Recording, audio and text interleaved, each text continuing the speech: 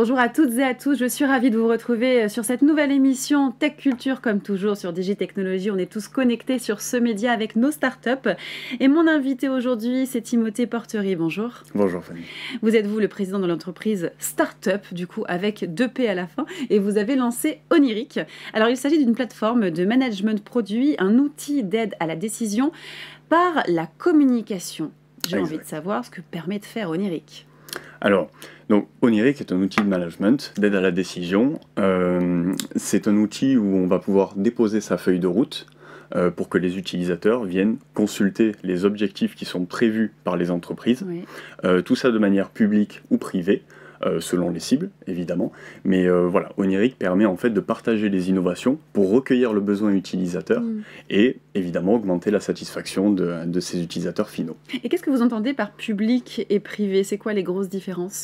Alors en public, l'entreprise va ouvrir à ses utilisateurs finaux la feuille de route pour qu'ils puissent du coup commenter, voter et s'impliquer. Et en privé, les personnes visées vont être les collaborateurs. Ça va permettre en fait d'impliquer les collaborateurs internes à l'entreprise pour qu'ils puissent se démarquer, on va dire, par rapport à de la concurrence. Et voilà, ça implique les collaborateurs, ça implique des actionnaires. On peut montrer à des organismes de subvention qu'est-ce qui est prévu dans l'année. Oui. Voilà, c'est ce qui est prévu. Très bien. Et comment fonctionnent vos abonnements ? Alors on a 3 abonnements distincts à partir de 9 € par mois. En fait, ce qui est intéressant, c'est qu'on a essayé de faire sauter un peu toutes les limites. C'est-à-dire qu'on en a une, moi, qui me paraissait un petit peu aberrante, c'est ce qu'on appelle une limite de track user. Ouais. C'est des personnes qui vont participer à la feuille de route.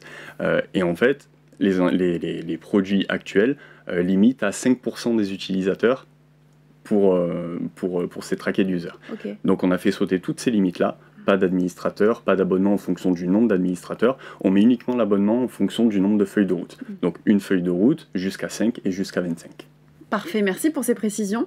On va aller sur un point marquant, très innovant chez vous, c'est votre solution avec l'innovation de procédés. Expliquez-nous ce qu'est l'innovation procédé et pourquoi c'est si innovant chez vous.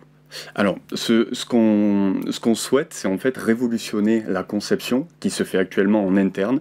Donc, on sonde un petit peu les utilisateurs, mais ce n'est pas suffisant. Tout ce qui est fait en interne, c'est bien, mais ça reste à la botte de l'entreprise. Ouais. C'est-à-dire que maintenant, on a une culture du secret qui est néfaste, parce que les produits ne correspondent pas aux attentes des utilisateurs, et c'est ce qu'on essaye un petit peu de débloquer avec Oniric. Super. Et c'est quoi votre ambition avec ce produit ?